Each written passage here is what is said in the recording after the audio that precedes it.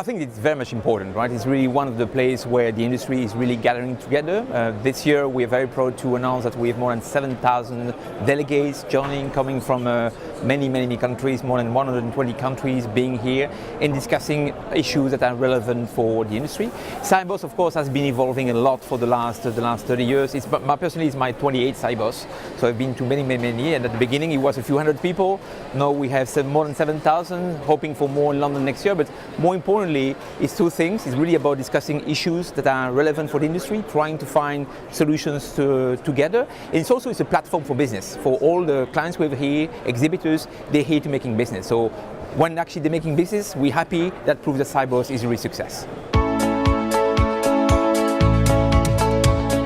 There's many new technologies. Of course, perhaps one of the biggest change that happens in this industry over the last sort of 15 years or so is really the emergence of internet, and then leading the room for home banking, many new services that no banks are capable to providing to the clients real time. That's really one of the biggest things happening. But now, of course, everybody is talking about APIs, which is really something that Swift is focusing a lot onto. New sandbox that we are creating, especially in this country, just to helping the banks to integrating the service towards the clients as well. And then of course this DLT, distributed ledger technology, that is popping at the horizon as well. There's many things that are happening in that domain as well. Swift is participating as well. We run a proof of concept in different domains of activities as well, just to see whether that technology will be capable to actually bring something valuable to the industry. Many things are happening, and of course I'm sure in the future there'll be even more new technologies popping in as well.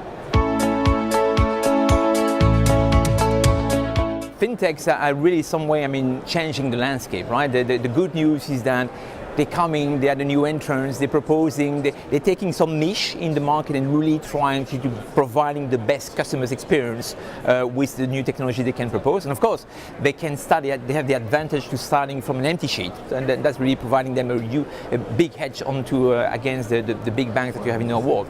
At the same time, this business nowadays in the banking is very much a business of economies of scale. You need to scale up, right? You need to providing a lot of transactions to make some revenue.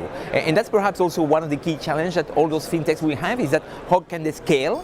How can they actually provide services to those institutions, those big banks here, that can really, transforming something and really, and through this they can bring even more transactions onto their applications, their innovation. I think this is one of the key challenges they'll be facing in the future.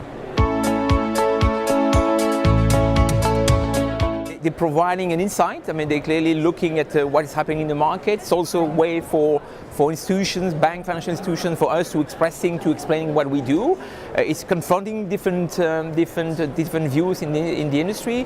They're looking at this from the business side. They're looking at this from the technological side. It's all good, right? Of course, they need to make up a business out of that as well. But I think they're really providing a good insight and a good view of what is happening in the industry.